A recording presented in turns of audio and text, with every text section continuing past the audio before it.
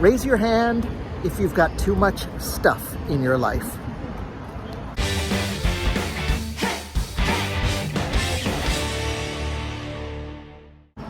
Good morning from Wuhan, China.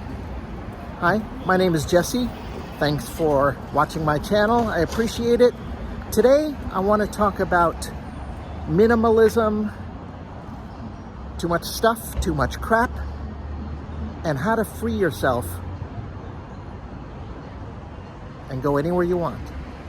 If you ask most people, what's holding you back in life from doing what you want? Most people will say things like family, obligations, career ambition, saving. How about that we got too much stuff in our lives? Giving credit where credit is due, I have to start with the work of the great comedian George Carlin. He said the meaning of life is stuff. To be more precise, he said the meaning of life is trying to find a place to put your stuff, right? You've got a house. What is a house? A house is a place to keep your stuff. And then when you go out of the house, you have to lock the doors because you don't want anyone to get in and take your stuff. And they never take the crappy stuff that is just, filling up your place. They take the good stuff, the shiny stuff. And then you have to go to the store and buy more stuff to replace it. And that is life. Please to forgive my abridged version with poor delivery skills. The George Carlin bit is amazing, and I encourage everyone who hasn't seen it to go find it on YouTube. But not now. Continue watching my video. I did a video recently from Thailand, title of which was something like Ditch the Rat Race and Enjoy a Better Life.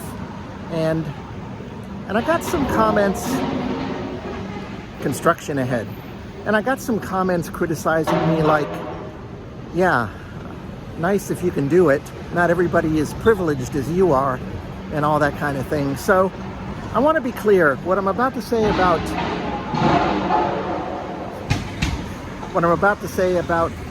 stuff and minimalism and living a freer life, I think I gotta keep moving. I'm not telling you how to live your life. I'm telling you how I live my life. Ooh, got that out quick enough. Let me continue. When I left San Francisco a month and a half ago for this current trip to Thailand and China, I left my friend's house. He dropped me off at the BART station, the subway station, and he said, "Is that all you're taking?" I had a 3/4 filled REI backpack. I think it's something like 10 or 15 pounds. And my thought was, am I taking too much? In addition to the clothes I was wearing, I think I had 3 pairs of socks, 3 pair of underwear, 3 t-shirts, another pair of shorts, and a windbreaker pretending to be a rainproof jacket. Then I also had my laptop, which I think is what really bothered me because it was adding considerable weight.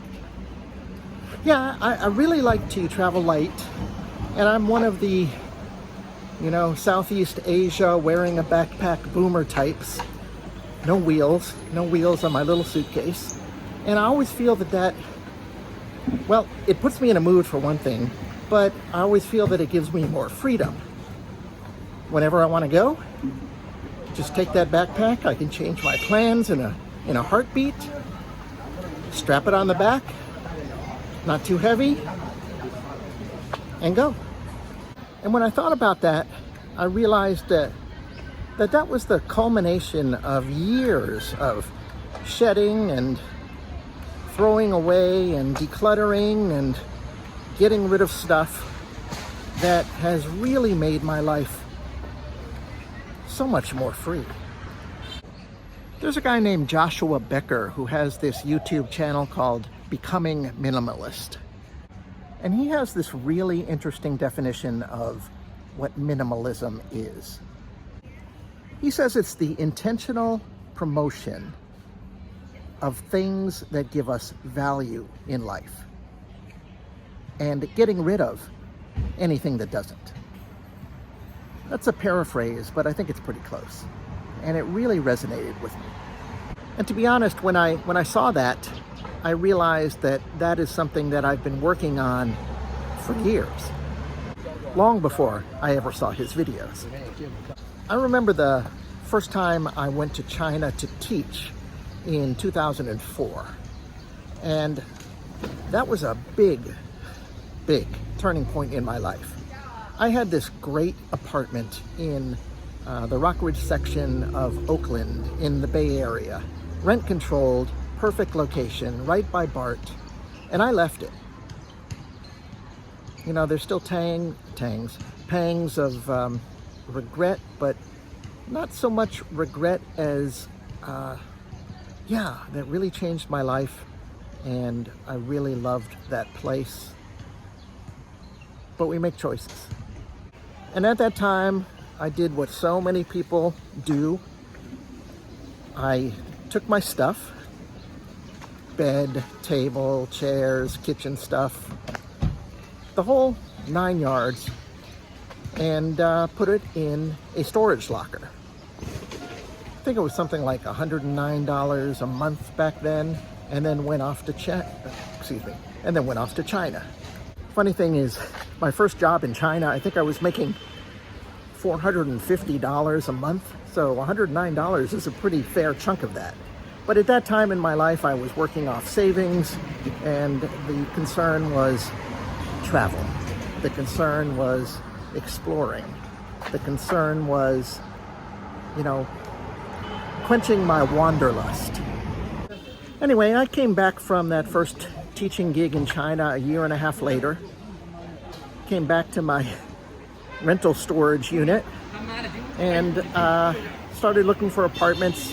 More importantly, started looking for jobs. And at that time, jobs, that I was still looking for, good journalism jobs, were hard to come by, at least for me. And at the same time, my wanderlust had really kicked into high gear. And I really felt like I needed to get back to China. During that interim period, I was picking up freelance writing jobs here and there. I was working at Here Records, which was Starbucks record store, music store at that time.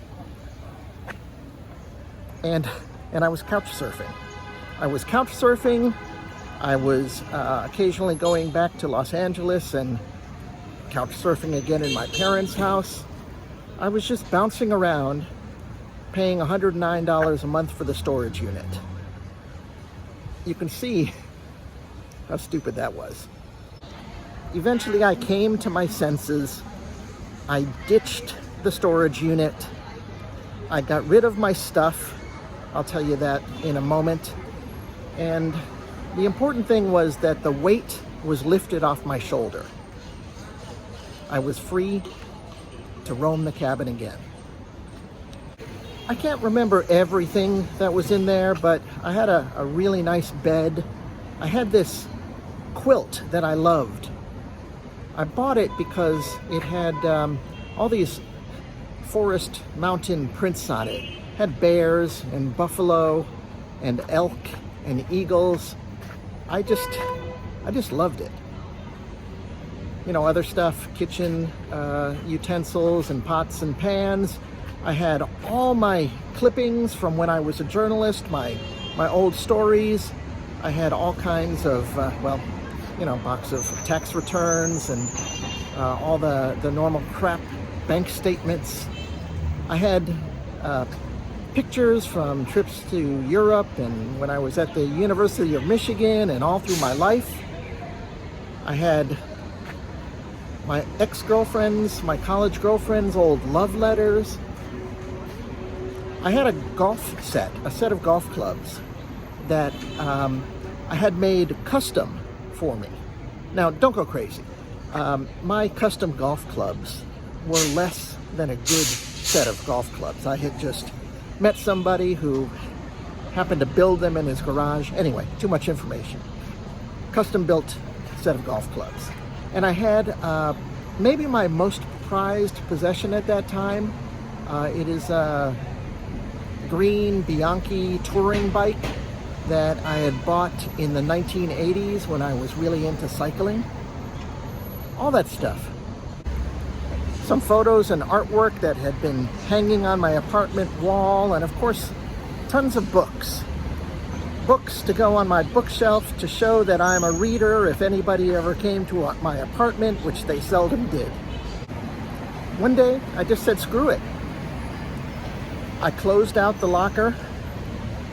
I had sold the bed to a friend of mine. I junked most of the junky furniture and chairs. The pots and pans I brought to Goodwill, along with some clothes. I took my boxes of statements and everything and eventually drove down to Los Angeles and stuck them in my parents' closet. I took the golf clubs and the bicycle to my brother Gabe's house and said, "You've got a garage. You don't mind just holding them for me, do you?"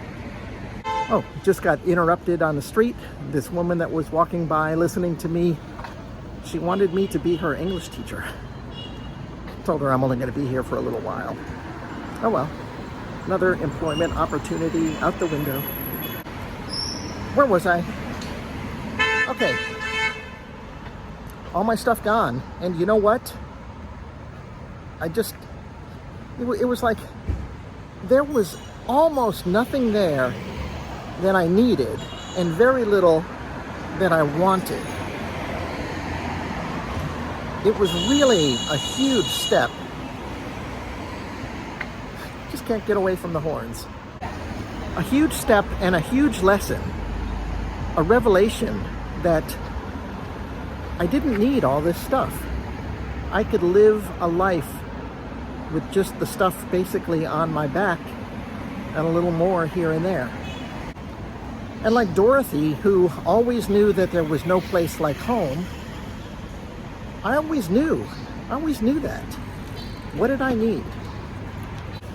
I mean, a few years before that, I had strapped on my backpack and traveled for 6 months. And then this first time I went to China to teach, again, I went to China for a year and a half, and all I did was stuff things into my one backpack. I got this. Let me just add 2 things before I end this video. The first is about the bicycle and the golf clubs. I was in China a couple years later when I got an email from my brother, and he said something like, "We are selling our house, we are moving to another house. Do you mind if I sell your bicycle and your golf clubs?" It was something like that. And man, I had loved those 2 things. But, you know, by then, I had already let them go. They had been out of my life, for a few years by then. And I let them go. And it was great. It was easy. And fast forward to today, and a little preview of a future video. I'm gonna go to my mother's storage unit in the San Francisco Bay Area next month. We had, my brothers had filled it up with all of my mom's stuff after she passed a couple years ago. And we're at the stage where my brother wants to close it up for good. And so there are only a few things left, including those same boxes of old tax returns and old newspaper clippings that I once put in my old bedroom closet back in Los Angeles. Anyway, I am going to go through that stuff, and I'll definitely show you on a video in about a month from now, and see what I will keep and what I will discard. And in closing that chapter of, both my mom and my brothers, kind of, I don't know, that era of storing my mom's stuff. But that's for another video. For now, I am going to say goodbye. I really want to thank you guys for watching. I appreciate it. If you like this video, please press the like button. Drop a comment below.